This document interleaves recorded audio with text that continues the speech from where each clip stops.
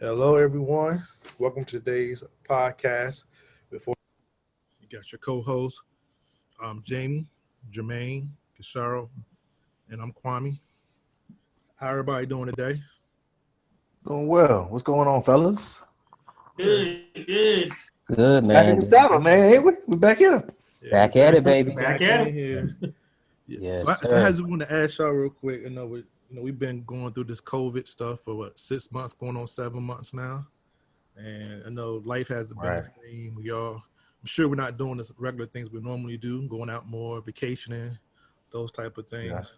I don't know if anybody lost anybody personally during this period of time or know somebody who's been lost to this COVID-19 pandemic or virus. But with all that being said, have any of y'all got any type of silver lining that happened, even despite what's going on? Like anything kind of good came from having all this time at home, or anything that anybody want to share real quick? You know Yeah. what? I'm sorry. Go ahead, Jamie. I apologize. Fitness. I mean, I found some new things that I thought I would never do, like do 100 miles in a month. I did 400 in 3 months through being challenged by Fat Boy Fitness. So That's dope, started man. riding bikes like crazy. I mean, fitness came out of this, of course, business, new ways of getting business done. We got Knife Wonder with Fast on the Lounge. That was amazing. The whole thing with our company, we printed his shirts and a few other things. But Google also came through. But these are silver linings in a horrible situation. I must be clear about that. Yes, of course. Blessings, man. What about you, Jermaine? You know what? For me, honestly, and I actually um, I had several family members who actually caught traces of and had COVID, and I had an uncle 2 weeks ago who actually passed.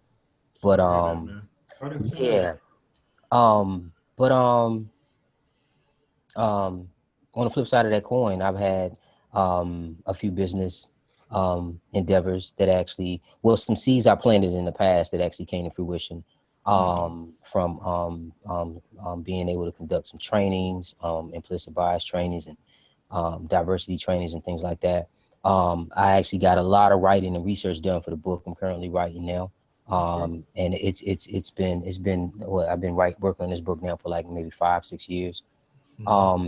I was also too in terms even fitness. I actually stepped some of my personal fitness goals up in terms of challenging myself.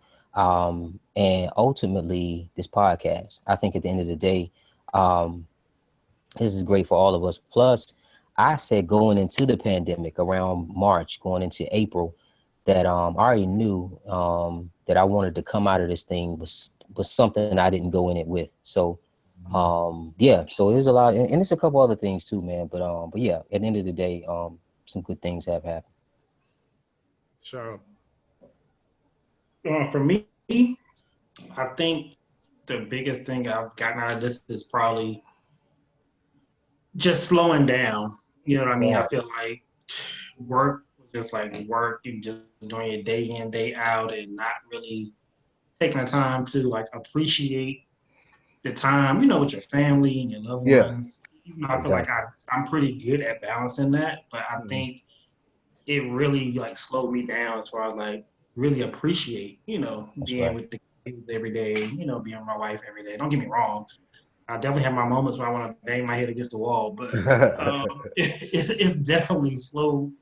Just slow things down to make you just stop and think. Even just like reconnecting with family and friends, I have a lot more time, to text people, to call people, email people, whatever the case may be. It's really giving me a lot of more time to do that. Like I said, even though I think I'm good with that anyway, but I think it's giving me more time to just appreciate, people and just Right. time. Because, life is short, That's right. And like Jermaine said, the podcast, like I didn't see this coming.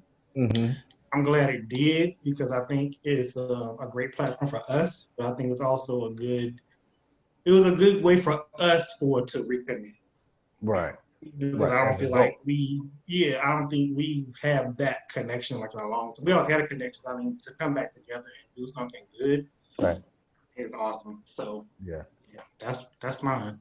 Okay. Yeah. I mean, outside of the obviously, like I said, the podcast, I'm grateful for clean bathrooms, man. So I just, when I do go out, man, these bathrooms be impeccable now. You know what I mean? I've been even gas True. station bathrooms and just like, damn, I actually can breathe in this joint and actually, urinate, without, having my face all squinched up, whatever and stuff. So, Right.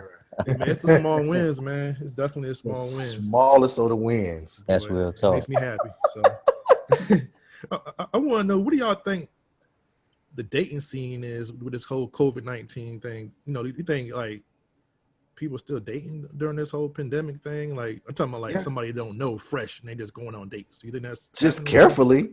Well, at the beginning, at the onset, I don't think that people were dating because it's like, okay, what's going to come from this, or what's going to happen if I even touch you, will I explode? Yeah. So now that we understand, all we have to do is keep our distance. I mean, are you having any symptoms? That may be a difference, but people are indeed dating. It's just like not how it used to be. This is going to be how it is and how it used to be. How it used to be is, you can talk to a girl, but now it's like you gotta really like slow down and do the precautionary things. And I ain't talking about wearing a condom.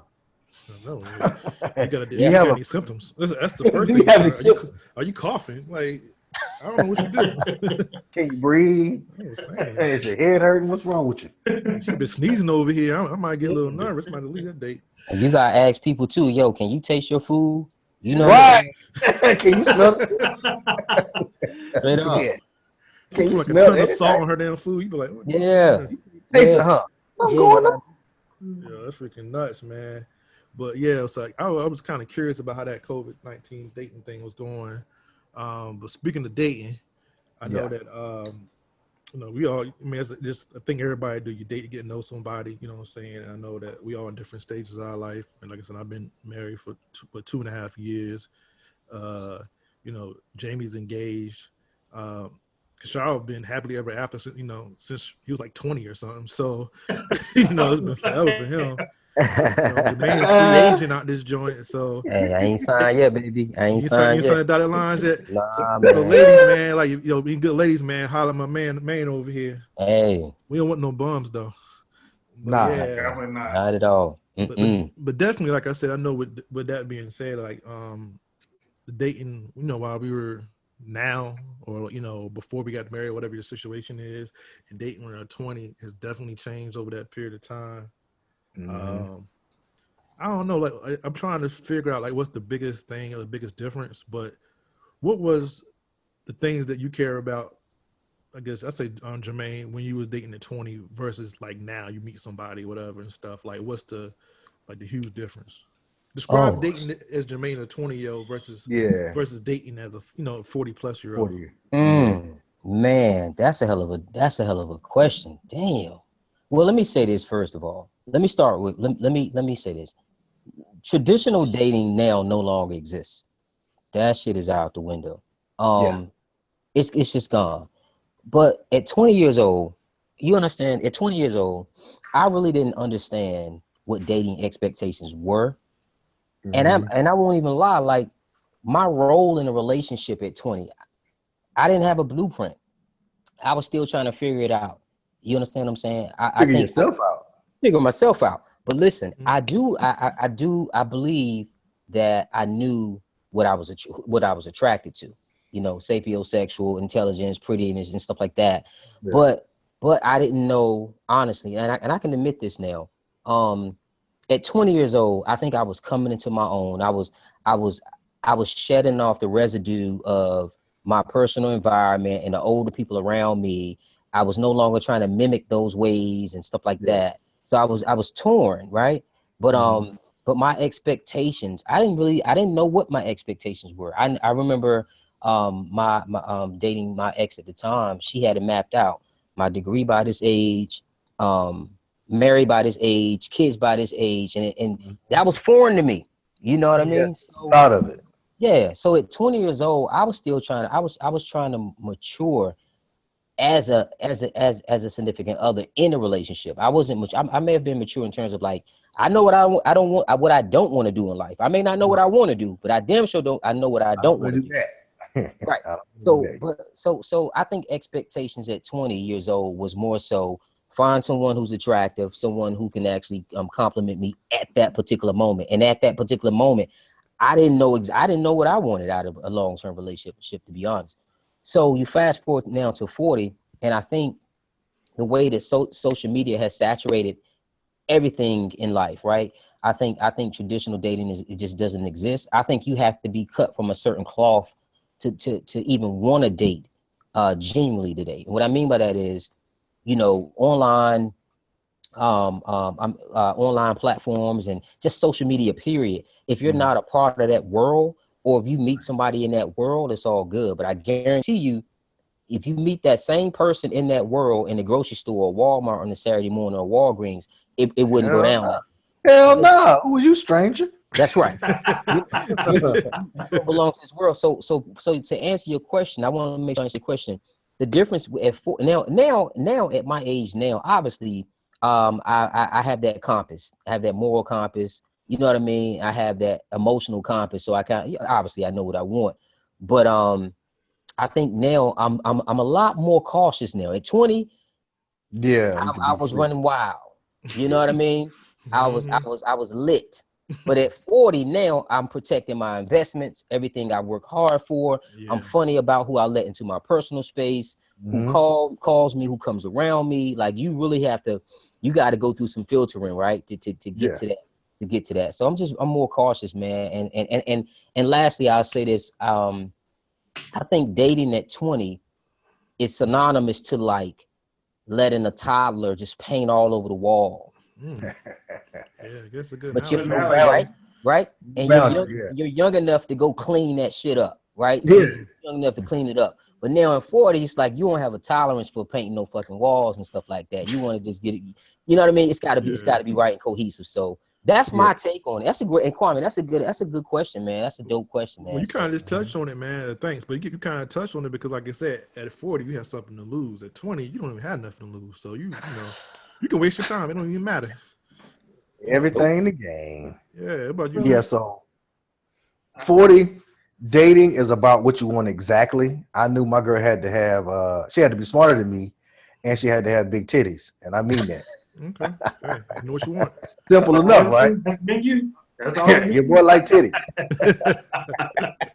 So I see you. yeah, your boy. You see me. Yeah. She had to be much smarter than huh? But you always been like that from day one, though. Yeah, I that's like been what I like. Yeah, it's true. Hey, you know Don't what? get it twisted. She had to have big titties and she had to be much smarter than me. Because I'm not as smart as I appear, people. I'm not that smart. But dating in 40, I just needed it to be clear, and we needed to have the same cultural references. Hmm. Opposites do not attract. That shit is a lie. You need to know somebody that know what you know. Like if I say some shit from a Martin Lawrence movie, I need you to get it, right? Yeah. So we need to have the same, temperances, that kind of thing. In 20, yeah, you just going for, throw spaghetti on the wall kind of thing. She look cute today, she might look terrible tomorrow, but I don't know. I want to get with her. Yeah. So you got time to waste. And anything I want to say about this thing is about time. The time you could spend at 20 versus at 40, them shits don't exist. I mean, at 40, you got to get it in. You got to figure it out and you got to go because your summers are limited. At 20, you had unlimited summers. At 40, you may have 30 summers left, if Yeah. that. You counting them down too. For real. You got to count If them you down. really want to do anything, That's true. you got to count them down. So what we want now is a legacy. What we're doing now is projecting our That's right. legacy. How do we leave this earth? What did you leave?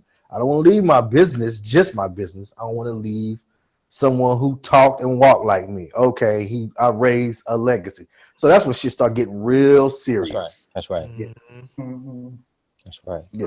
Yeah, that's good, man. So, Kashara, I know you. I mean, you haven't been in the dating My, game that long, but you can, well, I know you got opinions me, though. I do. Um, yeah, like you said, for me, it was a little different because it was like my dating experience was kind of short lived, because I came to school and ended up being with the person that I fell in love with. I didn't see it coming. I can tell you that for sure. Like Ryan was saying, like, his ex, she had everything planned out, this, that, and the third. Yeah, I ain't had none of that planned out. I was the one who didn't know I was getting married. I was the one who, like, I don't even know if I want kids. Like, that was me. So I think for me at 20, it was just, I was trying to figure myself out, like, because I had a lot of stuff going on with me that I was trying to figure out. So her coming it threw me off. And so you couldn't have told me that I would still be with the person that I liked at 20. Now we married 18 years later. So that part for me is a little different. But what I will say, based on my friends and people I know experiences, I can tell you for the last 10 years, I'm so glad I was married. Like, you cannot pay me to be single. Like, just some of the stories and stuff I heard, like stuff he was going through. There is no in where I was so glad, that I was married. And I still think it's different because when we was 20, the stuff that 20-year-olds have now is a totally different ball game. You got now at 20, 18, even younger, you got girls sending tit pics through the phone. Even dudes sending dick pics through the phone. They make it so much easier now. Even if you just out there having fun, just like the dating at 20 is different. And on the flip side, you still got 40-year-olds who doing the same thing. You don't hear about it as much, but you got 40-year-olds out here doing the same thing that these 20-year-olds out here doing. So I just think it's a little different. And like with the online dating part, like it was kind of taboo when we was 20. Yeah. Now it's like that's what you do. You know what You I have mean? no choice. Everybody working. You don't have time to be out there like that. You ain't in the club like that like you was at 20. It's just different. You know what I mean? It's just different. Yeah, that's real talk. And I think too, I don't think it matters who you are either, because I'm look what just happened with Cardi B and Offset. They was 22, 23 when they first started dating. She's that young? Well, no, she's 28 now. When they started dating, they was like 22. She's that young now, 28? Yeah. Well, so that's what the internet says. But but what I'm saying is, I don't think 20 years from now, if they, I don't think they would be going for the same stuff they were going for now at 20 something. When they get 40, I don't think they would have the same interest, you know what I mean, or the same type of stuff they put up with. Because at 40, you look at things differently. Your tolerance, your tolerance is your tolerance no longer exists that how it does at 20 years old, or even at 30 years old. Right. So I think it all depends. So that's my Yeah, take. yeah, I agree. Yeah, that's the same thing too. Like I said, I feel like, of course, what I value at 20 is way different than 40 something years old. So, like you said, 20. I mean, you can have a cute smile and a nice body. I tolerated a lot of BS just to be in that ball game, man. Because you know what I mean. Because the end game was totally different.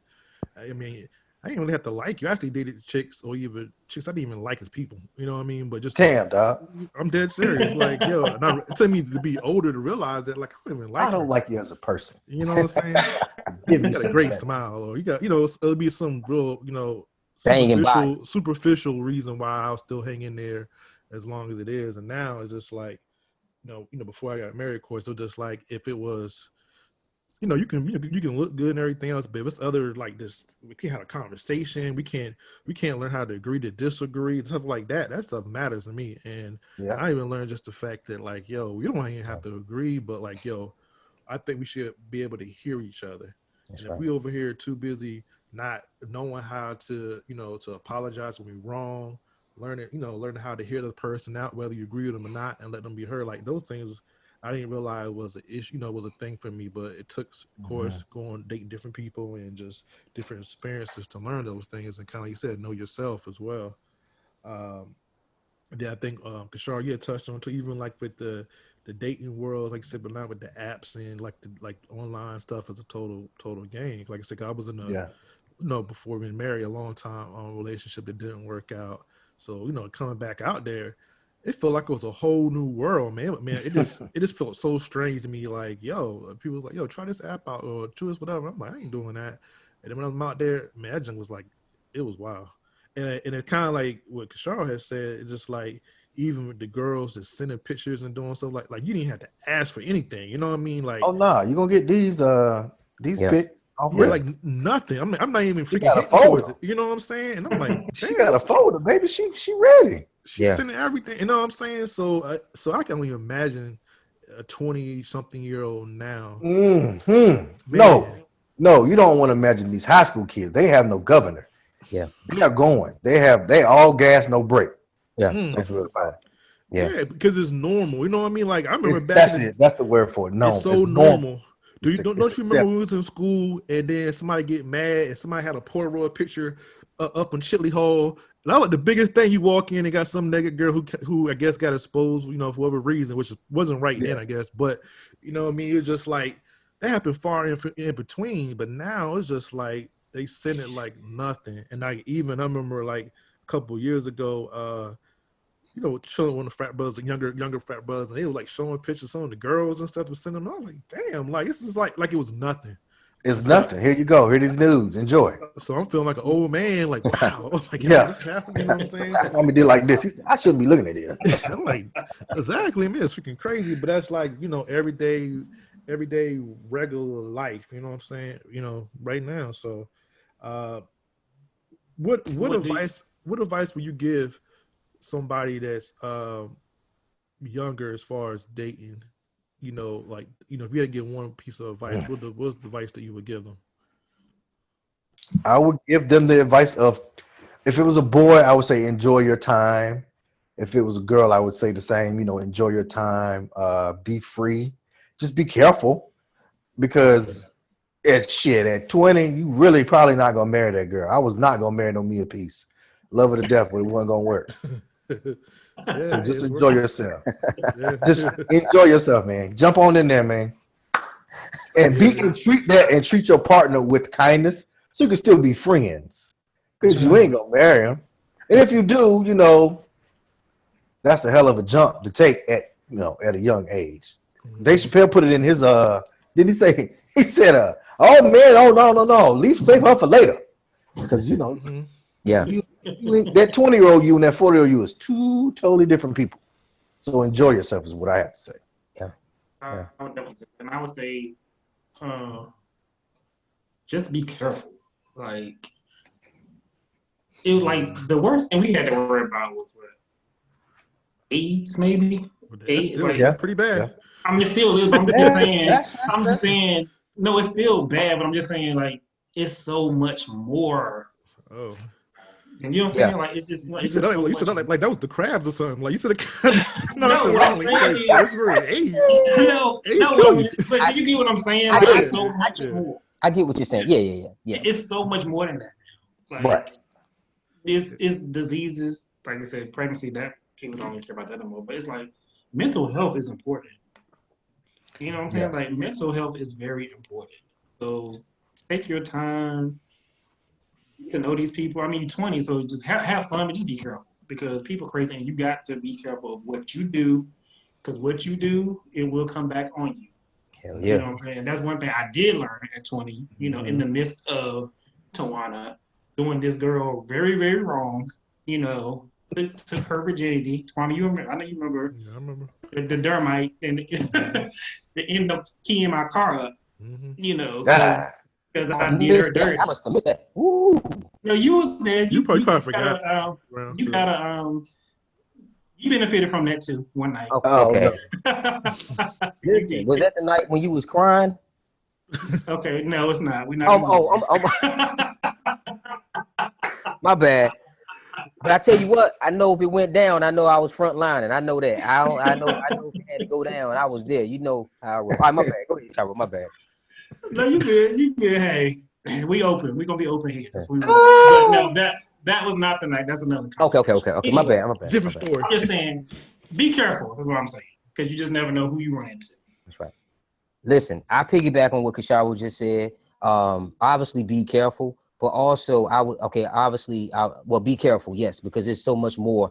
Even from the cyberbullying or which comes along with the images being sent. People sending images, you don't know they're sending them and all that stuff like that. But I would also say too, because traditional dating it no longer exists. So more than likely you're meeting somebody at the club at 20, or you on these Snapchat, you on one of these social platforms. But be careful, but also don't put all your eggs in one basket. Be realistic at some point, right? About what you want and see the bigger picture. Gotcha. Gotcha. So with that being said, like you said, we 40 now, and people who are 40, people look for different things in a person. So what y'all think about women who say they can't date a man who does not manscape? What y'all think? Oh wow. What's explain what And do manscaping you do is? first of all, do you know what manscaping is? Let me ask that question. Yes. Hip us to the game. Okay, manscaping is basically when you either shave your pubic area like completely off, trim it up, or just have like or I don't know what they call it. I'm just say just basically shave it, trim it, whatever. That's manscaping, clean it up down there, basically. There are some women out here who say, I can't deal with a man if he don't manscape. You know what I mean? So what y'all think about that? Would you date a woman who said she can't date you if you don't shave down there? Well, apparently she wouldn't date me because I'm a '70s baby, and so No, you out there with the damn bush, man. yo, man, You I'm got going that Kwame got big, a bush. you I'm got that going like a bald damn beard. like a You got the caveman bald in this joint, man. Straight freaking Ugh, smell like old barbarian. man balls. Get the fuck out of here, Kwame. You don't shave your balls, Ah, dog. yeah. Yo, man, That nigga it's said, it's "Oh not no, crazy, man, but hey, it's not he's crazy. stupid." Dog.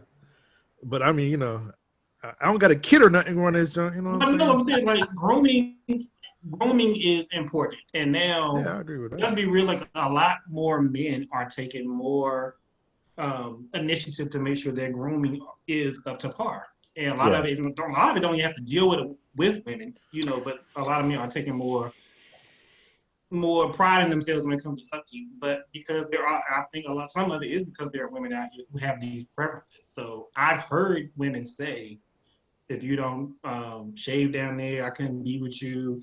If you don't get your hair cut a certain amount of times a week, I couldn't be with you. Like these are things that women say. Hey, What kind Kasharo, of yeah. I'm sorry. I'm sorry. Listen, okay, Go ahead. so this is a two-part explanation. So I think one is personal preference. I get that, right? Because Right. as men, sometimes we prefer shave, some don't care, whatever the case may be. So I respect that. I respect that personal preference part.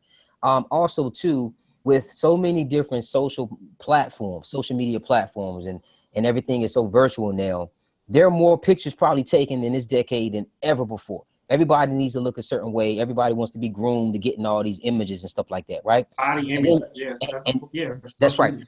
And then it's right, mimicking and body images, and it's probably more, there's a lot of pressure on men these days too to look a certain way as well, not just women. But Mm-hmm. also too, I think at the end of the day, I think the term metrosexual, right? Right. You have a lot more men now. Think about the generation behind us. My nephew's what, 33, 32, 33. It's don't get me wrong. I'm a brand type of guy. It just depends. Today I'm more of a t-shirt and jeans guy. You know what I'm saying? Or t-shirt, jeans, and some Jordans or polo shirt or whatever. But with them, it's Gucci. It's Louis Vuitton. It's like all these major brands, right? Mm-hmm. And it's like they have to be affiliated with that brand in order to tweak their persona.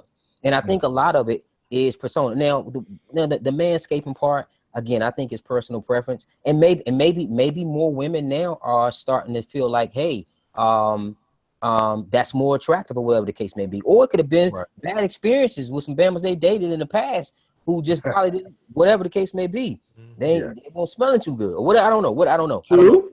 But Yeah. I think as men sometimes, honestly, I think with us, I think that's really not. We don't think about that. I know for me, listen. I've been getting manicures and pedicures since I was 18 years old. My oldest brother put me on that. I think for me, and plus now as a professional, I use my hands a lot. I'm talking a lot, and I'm conscious of that.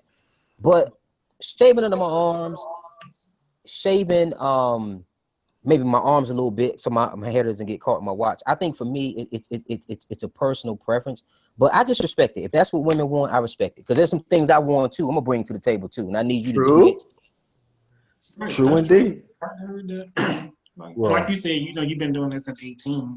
I get that. Uh-huh. Like that was one of the things that actually drew me to you at orientation in freshman year because we was in the same orientation group, and I was like, I was worried about that coming from high school because I had to get my hair cut every week, and I was like, who the freak am I gonna get to cut my dog? Who gonna cut this hair? Right. So when I heard you say you cut hair, No. I was like, oh yeah, I gotta meet that dude. We in there.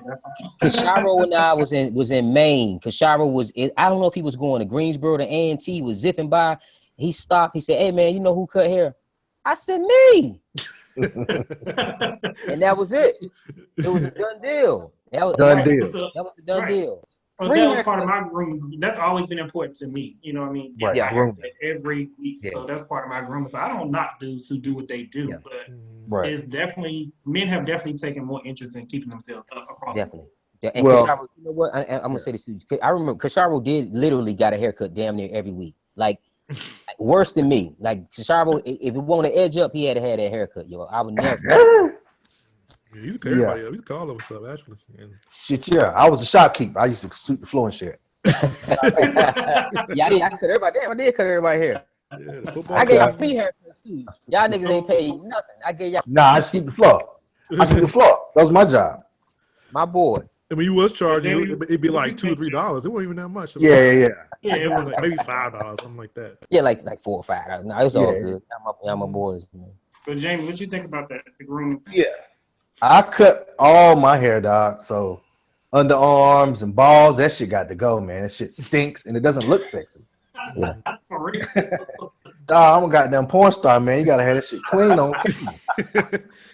So what the fuck you doing with all that hair to your arms? You ever see the basketball players?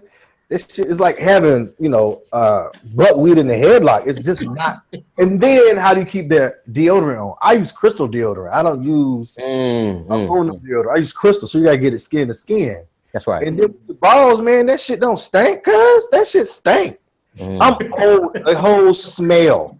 So I shave it off, man. Yeah. And I get my toes done. I haven't got them done since COVID started, but yeah, I go to the pedicures, get my toes done. I'm all for that. I'm all for, grooming myself. That's right. Because in order for me to be rich, it's a mindset. Rich or wealthy is a mindset. So if somebody give you $1 million, how are you gonna treat it? So I gotta present like I'm ready for my millions and millions of dollars. I know that's right, James. When I project, you see, okay, he's clean, he doesn't smell bad, he got that old man funk on him. Right. He looks like something. He appears to be something, and he smells well. Kicking that tabernacle. That's right, Jamie. I've been shaving my underarms since damn near high school because I really just, playing basketball, that shit looks horrible under your arm. Yo, you know what? It's funny you say that because I've never been a person to be like shave nothing. Because when I hit puberty, I was so glad to get hair everywhere. I was refused to shave. Hey, that's a real thing though. Like, finally. Yes, that was me. I was like, I ain't shaving nothing. But 3 weeks ago, I had to go to the doctor because I had to get some skin tags removed because it's hereditary, so they started growing in my arms, and they was like, "You gonna have to shave." So I had to shave my underarms like for the first time in ever, and I love it now. It's like I want to shave all the time. It's like, you just feel so free. You know what I mean? Like it feels different. Yeah. Right. So I get it. I think it's gonna stop there for me though. But yeah. I shave my chest, all that. I mean, I look like a young Tom Selleck out here. I'm trying to get it in. Y'all out here with the chest hair. Ugh. Yeah. Hey, Jamie, I actually I shave mine too. I don't really get a lot on my chest, but I made, like I said, I may shave my arms down. Listen, I shaved my thighs one time, the hair on my thighs one time. I would never do that shit again. When it grew back, it itched so bad, man. It's so bad. So, but yeah. But I definitely hair under my arms. Yeah, I cut it. I can't rock with that either. So. Right. Yeah, I think in regards to grooming, like I said, I think the main thing I focus on, of course, is haircuts. I probably go like every 2 weeks normally outside of a pandemic, but I think since the pandemic, after the first time I started getting my haircut, which was like 3 months in, I've been going average like every 3 weeks or so, whatever. I haven't going quite as much as normal, but I'll go back, wearing the mask and all that. And then, like I said, I also enjoyed the pedicure part. And I don't know if it's necessarily the grooming part of it, but when they be like massaging your damn feet and all that junk, man, Right, we deserve that. yo, man, that Yeah, junk feels so definitely, good. So that's definitely. the main reason I go do the pedicures, whatever. So I probably do that on a quarterly basis, which is probably not enough. But you know, we're pretty much there. You know, as far as like the grooming and stuff going. Of course, trying to keep myself up, keep well. Yeah, Right, you have to present well for your wife, and that's a part of it. So that's if right. Kelly said, "I want you to shave," you would say no. If she I would wanted you to say, say well, shave a part of you. but let me get it clear. Like I said, when I said on shade down there, like it's not because I never tried it and done it before. I have done it. You know what I'm No, I saying? don't mean down there. I mean period. There's a certain part of your body that she's like, Carmen, I want you to shave or this waxed off. Would you be opposed to it? Wax. Well, I think it Like, depends. I mean, I'm open. I'm Like a open. You sugar know what I wax or mean? paraffin wax. Yeah, I just be feeling like, yo, that just gonna come back. You know, I'm hairy, so I'm afraid it can come in like twice as Yeah. strong and junk. You know what I mean? Like you might create a monster or something. So I'm kind of paranoid of that. You know what I mean?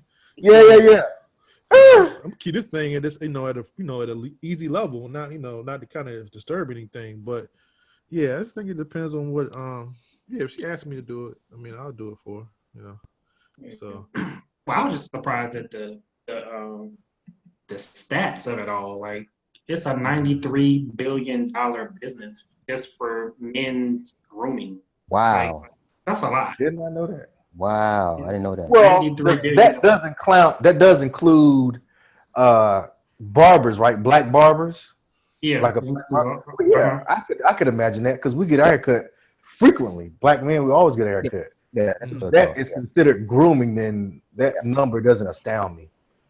yeah, you know what I yeah. And want to facials, know. I think facials too. Yeah. My bad. Go ahead, Jermaine. No. You good. I was just saying facials should be a part of that grooming process too. Um, Skincare.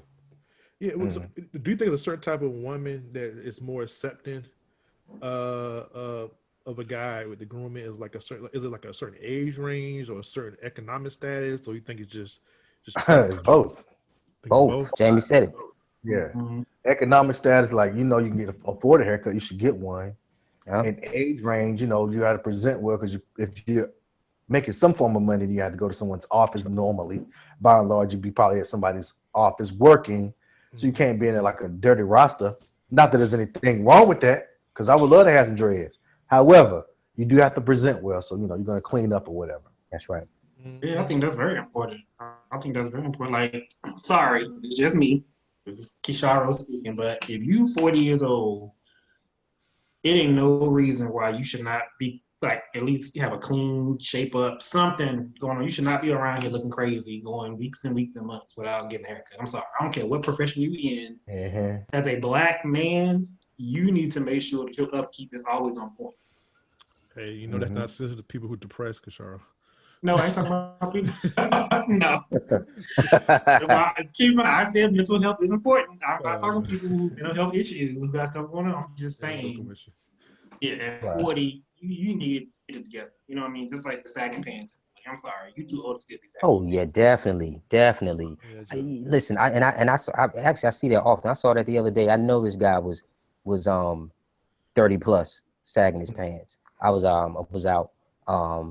working out with running basically, and yo, when I see that, now I don't cast judgment because it doesn't define as aptitude, but I'm just like, what are you thinking about? You're 30 plus, man. You're sagging your pants. Like who's attracted to that? You It's know, called arrested development, Jermaine. He's arrested in his development to think that was the 20-year-old him still going to be the 30-plus-year-old him. He's that's stuck true. with. I get that because I think And we all develop differently at different times. Mhm. But I think yeah, a lot of times we get caught up in you should know this by this age. I don't think that's always true because sometimes we all develop and mature at different times. no, Certainly. no. I do agree with that. Yeah, no. And what I was thinking was more, and I know we are products of our environment. Trust me, I Yeah. get that. But I just think at a certain age, we should be aware of what's working for us and what's not working for us. You know what I'm saying? But teach his own. I get it. But Kasharo, it's happening. 40, 30 plus, 40 plus, they're still sagging their pants out here. Yeah. Yeah, I All right, know. gentlemen. Let's segue into next topic. There's no clear segue to this one, but let's just get to it. Do you believe, or let me ask this, does single parenting have worse effects compared to two-parent households. And what that means is, do you believe, a mother of just one mother in the house could compare or compete with a mother and a father in the home? Kwame, I'll kick it to you. What do you think? I think it depends. We can start with ourselves. Like I said, I was like raised in a two parent household. I wouldn't say everything was perfect, but I would say I had a pretty good bringing up, whatever and stuff, and uh, blessed and thankful for that. You know what I'm saying? Like I said, everything wasn't perfect. You have your family dynamics and disagreements and learning certain things, whatever like that. But also, I feel like I learned a whole lot from seeing how both my mother and father work together. And I Hmm. also realized that that's not always the case as well, because like I said, you can come from a two-parent household and it's dysfunctional, and if they're arguing and fighting all the time and you seeing that, you Right. you start to believe that's the norm, and that's how you may come out doing the same thing. And I Certainly. think I mean, of course you might have advantage if you got two functional parents working together and they're a team and they backing each other up, maybe more of advantage versus so you got a single parent who have to Hmm. do everything on their own. But in some cases, if that single parent is doing a great job and keeping you from another parent who's not really be the best best interest for that child, then that Right. single parent house might be the best thing in that situation. So I think it really depends on the situation, whatever and stuff. Um, in my personal opinion. Sharo, what do you think? It's funny because I used to think about it from a different perspective. There's a lot of things for me. So Yeah. I came from a lot of people think I came from a single parent home, but I didn't. It was my mom and it was my stepdad. But to me, it still felt like I was in a single parent home because my mom worked so much. Don't get me wrong, my stepdad worked too. He worked very hard to always make sure, you know what I'm saying, that we had and provided. So me just always seeing her work all the time, it's kind of like that's all I saw. I didn't really pay attention to what he did, you know what I mean? It was just like my mom was the one I felt like was always working all the time. So I identify more with people who actually came from single parent homes versus somebody who had two parents, if that makes sense. Yeah. And I always used to feel like, because like I said, I feel like I identify with it. I used to feel like, dad, these people who came from two parent homes, they just seem like more lazy to me. They don't seem like they got that drive. They don't feel like they got that go getter attitude. They don't like. They Hmm. just didn't seem like they was like. They seem like they was more dependent on people versus that independent vibe. And it's all these seem like all the people I knew who came from single parent homes. They just had that drive. They wanted to get out there and fight. They was more independent, doing stuff for themselves. Hmm. But that's how I thought then. As I got older, I was like, I don't even think it really matters. I think it's just like what Kwame said. I think it just depends on the type of the functionality of the parents in the home versus if it's two parents or if it's one parent. I think it just depends on how it functions. Functional. I don't think it depends on, I don't think one is better or worse. Actually, I just think it depends on Who the situation. parent is. Yeah, I think it depends. But I actually did a paper on this in school, and I just in my research, I don't even know how much I believe in it because I don't really get caught up in stats. But it was funny they were saying on the research I did, in a white family, two parent home, they said compared to a black family two parent home, the black kid is still more likely to live in poverty or not do as well as the white kids who had the two parent home because of the economic wealth of the white man. Certainly, they That have makes That's sense. not access. shocking at all. I think Yeah, that's You know what I'm valuable. saying? But I mean, just I never thought about it until I actually did the research on it. So Mhm. to me, it was shocking. It's like, dang, like really, like because I always had that mentality.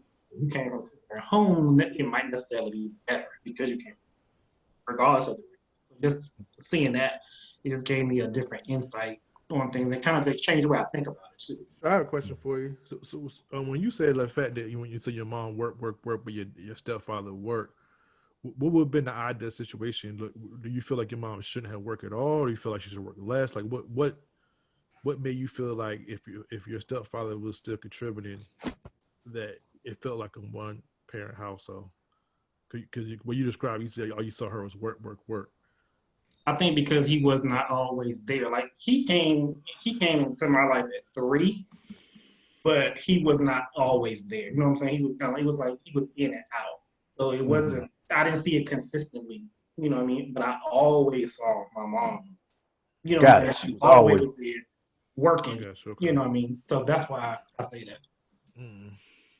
Yeah, If because that makes I do think I know we're on this person, but I do think when we think about two parents, we also think about just the financial part. But you think about two parents, it's just like dividing up the task with the kids. You know what I'm saying? While one parent's doing Yeah. this or whatever, paying attention, or you know what I mean, or of course, obviously, you know, the income, but just even giving attention to the kids, whatever, and stuff like that Yeah. too. So I know after having my son, I can't. I mean, Lord willing, I hope this doesn't change, but I cannot imagine like doing it by myself. Like I give all the single parents who have no other choice to do that like much praise. And I know that people say that all the time. I know I used to hear it, but I didn't really think about Mhm. it until actually being a parent. Like, yo, she be gone. Well, I be gone for a few, couple of hours, man. I got, a little man in me, man. I be like, damn, when your mama coming back? Like it just Where's be, your and mama? I feel like she feels the same way sometimes too. So I feel like it's kind of like we're Where's good your as a daddy? team. But my hats goes out to the parents, like the men and women. Of course, I mean most of the time it's women, but men and yeah. women that have no other choice, and they still raising their kids and working and still trying to find time to raise these kids and keep them safe and keep them out of jail, man. Because that's a lot of work once you Yeah. realize it. So What's your take, Jermaine? You know what? Me being a product of a single parent home, Hmm. I can tell you right now, um, if it's functional, it's better. I'm gonna say that Yeah. because the thing is, coming from a single parent home, some of the things that you learn that, and Kashabo touched on this, you see things that you don't want to experience. You see a different type of struggle. You see a different type of emotional pain, and it grooms you. Listen, it's either going to work for you or work against you. Either Mhm. you're gonna become a victim of your circumstances, or you're gonna say, you know what, I'm not going to. Yeah. I'm not gonna go through this. Plus, I'm gonna get right, and I'm gonna take care of my mom. That type. It'll motivate you to do that, Right. because at the end of the day, a woman can't wholly raise a young man. She can't give us what we need as men. She can't direct us. She can't give us constructive criticism that we need, and vice versa. I think at the end of the day, you need that male presence in that home, right? That And on the testosterone. flip Sir. side, exactly. And on the flip side of that coin, I have friends who came from two parent homes. It was dysfunctional, right? And it was a lot of stress, and there was still financial issues. But primarily, I think at the end of the day, I just think it just depends on how do you allow your circumstances to affect you, Mhm. and also the people who listen. A lot of my friends from high school put it this way, a lot of my friends came from single parent homes. If I did have a friend, and most of my female friends were in two parent homes, if I had a friend who was a product of a two parent home, when I went over there, it was weird. It just seemed weird, like, damn, your Yeah. dad here chilling. Oh, He okay. just here, Your father cooking. Damn, like, in what in the here world? cooking on today. the grill. Exactly. A man. And me having older brothers, they did an excellent job of stepping in and playing a role, but still, that's not authentic. That's a silhouette. That's not what, you understand what I'm saying? I Mhm. do. But you got to pull from those pieces and make it work. Yeah. But at the end of the day, I will say this: I'm blessed that a lot of people poured into me and steered me the right way. My mom was she's a hell of a mom, man. I'm not saying it because she's my mom, but she's a fucking warrior, yo. You Mhm. understand what I'm saying? And Yeah. she made sure that we were going to be products of her discipline. So and thank God that's what happened, man. So Yo, Good. Jermaine, your mom made some banging banana pudding too. I was just about to say that she one of the best banana pudding cooks I know. yeah, man. He used to come back right into the dorm, boy. I was crushing I that. remember she made Kashara a big one by herself. Cause I don't eat banana pudding. I don't like it. I hate it. I don't like the smell of it. I can't stand Oh, it. I So didn't know you didn't eat it. Well, I know we was You don't nah, like the bananas or the pudding part? it's the pudding part I can't get with. But that's it's funny because I don't like bananas at all, but I love banana pudding. It's Are you crazy. serious? I hate bananas. Oh my Okay. goodness. Yeah. But Jamie, what about you? Yeah, so I came up in a village, and I mean that. Part of the town is called the Mill Village. I'm from Red Springs, North Carolina. So my situation was my mother had me at 18 and my sister at 16. So she was turning 19 the year she had me. So she was young. So I called my grandfather, I called him daddy because she called him daddy. And I called my grandma but she called her mother Cat. Her name was Mary Catherine. So you see already how it's looking. It's a young mother with two young kids who were always over the grandparents' home. So my grandfather and my grandmother were more like a parent situation. Then we built a house when I was 10 and my mom got married to my stepfather. He was the absolute worst. But what I learned from him was what not to do. So look, don't do Thank drugs, you. Thank don't you. drink. It's like, oh, I got this because that shit looks like it sucks. And as an adult looking back on who he was as a man, I have to take into account the things that happened in his life. It was like, oh, well, no one told me about that when I was 13, how he was tormented or what his situation he went through. But I gleaned a lot from my grandfather, called him daddy, gleaned a lot from my daddy. He was quiet, he was strong, and he taught me a lot without having to say exactly what to do. Just you as a boy, you glean to testosterone and male figures and how to act, you know. So I pulled from that. And from my stepfather, I pulled from none of that shit. That shit was the fucking worst. But he tried. Now I have to give him credit. So we also have to put in the fact that they were young. So he married my mom. His name is Tony Mitchell. Tony married my mom when he was maybe 29, I think. So they got married. She had Amber at 28. So my younger sister, it's my older sister, me, and then my younger sister Amber. So Amber is 10 years younger than me. So she was my mother was somewhat of an adult at 28 versus at 18, Yeah. right? So she took Amber on all the field trips, and she was always with Amber. She had no time to spend with us because now we had a second parent in the home where she could go and do those things. So I understood it was a help me. Okay, he's here to help, but that nigga sucks, as a parent because he don't know what he's doing. I mean, I was all active, everything in scouts, in sports, you name it. I was there. That brother was never around. It's like, yo, you should probably go support that boy who's living in the house with you. Yeah. But he never did. And it's like, that shit sucked. But I've learned now, having Madison here, it's like, I'm going to be there, right? So a lot of these things that we're saying is very situational and time sensitive. So for me, being from the South in North Carolina, these things happened to me. So in my small town, there were plenty of fathers. I would say that in Red Springs, North Carolina, plenty of fathers, plenty of grandfathers around. So it wasn't foreign, but for my mother to be so young and a lot of her classmates, they were the youngest of the baby boomers, if you're familiar. They were having kids, at an alarming rate.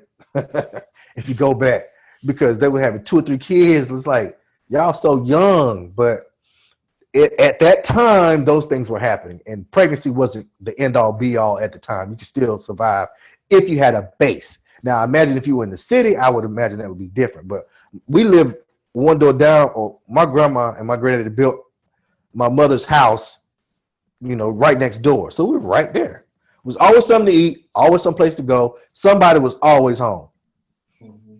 So it wasn't, if I had to come home at 2 o'clock, grandma was home, or at least daddy was home. So In my opinion, the question was, is a single parent home better than a two parent home?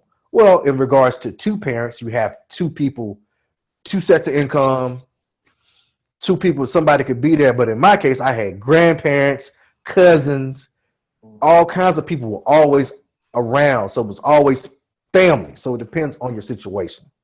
Yeah, I agree with that 100%. And was your granddad the one who taught you how to tie? Yeah. I'm thinking like, who did teach me how to tie tie? Yeah, daddy taught me how to tie tie. I had to go to church, put the tie Yeah. on. So that goes to what I'm about to say. I live in a home with a Mm-hmm. male figure. Mm-hmm. You would think that would be something that would have been taught to me. That Right. you were the one who taught me how to tie a tie at 18 years Mhm. old. Yeah, man. Wow. Well, you know what? That's I I think you think taught me too, to be honest with you. I, But and he I had probably no you say. know what? And I think he hit me up with it as well. I think he showed me as well. But that's what's dope about being able to come to a college, a university, Mm-hmm. not knowing what to expect. I know for me, my older siblings gave me somewhat of a roadmap, what to do, what not to do. Your friends from your freshman year, they're probably going to fade out. Your friends you meet towards the end of your tenure there are going to be the friends for the rest of your life and stuff like that. But we didn't know what to expect. We all met. I think it was for a particular reason, right? I believe that. And how we met. You know what I mean? So anyway, at the end of the day, we're all dope. Kwame, Jamie, Kisharo, y'all dope. Appreciate it. Um, and that's what it is. And speaking of dopeness, we That's a always sick. Do it, man. we Go for it. all we always end our podcast That's right. highlight Black entrepreneurship or just some element of Blackness that's dope. So this Mm-hmm. week's daily dopeness is actually my book, which That's is right. From Poverty to Prosperity: A Ghetto Exit Strategy is a Rite of Passage. Now, no, it's a little glare. But Yeah. this book is definitely relevant, especially with the political climate and the racial climate and everything that's going on today. Mm-hmm. And it's funny because what I do in this book is basically allow us to take a journey um, into the depths of racism and just how we are and explore how we are affected by racism emotionally, financially, spiritually, all that good stuff. And not just racism, like even in the book I actually talk about the mental issues and how mental health is important, toxic relationships, and I also talk about some of the things that we experience, some of the self-inflicted wounds in our community. I think they're genetically transmissible, and how slavery has actually Sir. altered a lot of Yeah. things, a lot of our behaviors. But Mm-hmm. ultimately, what I talk about is, and what I focus on is, we know there are obstacles out here. Let's not use them as a crutch. Let's build communities, social groups, tangible social groups, and just make ways, build wealth, and think outside the box. And also, too, I'm going to mention this probably a couple months down the road. I'm writing another book now. The title of it is called Bulletproof Blood, and it basically focuses on the racism in the post-Obama era up until now. And I'll keep everyone posted on that. And this book is actually available at Barnes and Noble, Books a Million, Amazon, anywhere books are sold. Oh, and the publisher too, PendiumPublishing.com. Again, that's PendiumPublishing.com. Check it out. Let me know what you think. Leave some feedback, and I would greatly appreciate it. Yeah, check him out. And before we wrap, I just want to Hold on. say, Okay. go ahead. Go ahead. I had a couple of questions I wanted to ask. No, go ahead, ask him. No, go ahead. Yeah. Jermaine, can you kind of say like, has there been any difficulties to get some of your books certain places, certain universities, anything like that? You know what? Initially, when the book first came out, um, let me be honest with you. When this book first came out, I had so many folks tell me, what you're doing is great. I just don't review solicited material. Or when you sell X amount of copies, we'll come back and Come we'll back to get. when we're serious. I actually had I had a CNN had reached out about the book when it initially came out, Mm-hmm. and they were going to do a segment, but that fell through. My point is, if I was like a Ellis Coast or like a Cornell West out the gate with this, it Yeah. would have taken off. But once it caught fire, um, it and parts of the book were basically comprehensive studies and statistics and stuff like that. It was a done deal. So now, to answer your question, Kwame, initially yes, but now this book is actually on syllabi in different universities. Word Dr. up. Livingston, Good. Dr. Livingston at Central had it on his syllabus as well. But it's on syllabus now, and it's actually book clubs. A lot of book clubs are using it. And as a matter of fact, this Friday, when I'm back in DC, I'm meeting with a young lady who's actually she just ordered 150 copies for 3 book clubs. So Well, yeah, that's Yes, good, Mike. man. yeah, Well, man. So that's so some that's good stuff, man. yeah, Yeah. Well, because I really want to say that I think that like books like yours, like From Poverty to Prosperity, books like, you know what I'm saying, New York Times, well, literature like New York Times Magazine, the 1619 Project by Nicole Hannon Jones, yeah. That's the good New Jim stuff. Crow by Michelle Alexander, are very important literature that we need to read and seek out on our own, because these things are not Mhm. being taught in our schools. It's not being taught, you know what I'm saying? So if you're not seeking for this stuff for yourself, No, if people out here just don't know, even black people don't know what's going on. And you look in this literature is teaching us what's going on in the past and what's happening now. Because you look in today, you know what I'm saying, you know, how the acquittal of the trial with Breonna Taylor Yeah. took place, The whatever and grand stuff. jury. Yeah. And she got acquitted, but police got acquitted. No, it was not acquittal. It was more like they glossed over the fact that they shot her. That's not the Yeah. point. They said the bullets that went through the wall Was the issue? was the problem. could have caused harm, but Right. Yeah. but Yeah. they Causing omitted the fact that they danger killed. to death is what they That's thought. right. So Yeah. basically, the charges that should have been held wasn't held, because that young woman got, you know what I'm saying, got murdered. And it shows that nothing has changed over this period of time. This is the exact same date that Emmett Till's killers and murderers was acquitted. Was it? And I, It was yeah, in acquitted. September 23rd, 1955, 65 years ago, the exact same date. And we dealing with this 65 years later.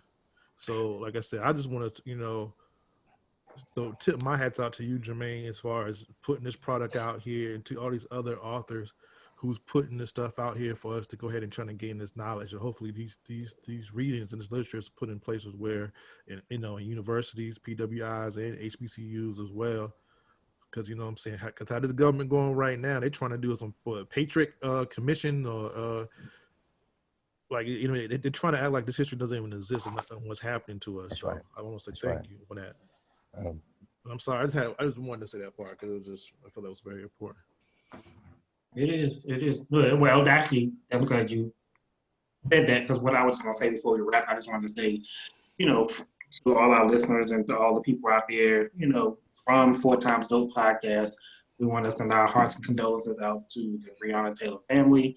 We want to send our hearts and condolences out to the people, anybody who's been affected or touched by the coronavirus, and also to the family of Miss Ruth Bader Ginsburg as well. So I just wanted to make sure we send those shots out. Oh, definitely. definitely. Also, yeah, we can be found on, like I said, on Apple Music. We can be found on Spotify, YouTube, Google Play. So, like I said, listeners, make sure you check that out.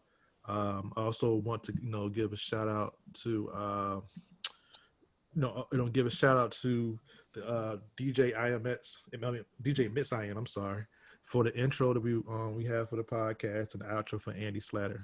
So we definitely want to give our shout And it's out to these dope people too. as well. You know what I mean? And just make sure we doing the right thing. That's Well, right. to the next time, people. Hold on. Oh, okay. And Peace. all right. I stopped the recording. My bad, because I couldn't get out the screen to do the outro, but I'll edit that part in. Okay, cool. So Yeah. we That doing it? shit's still recording, man. We wrapped?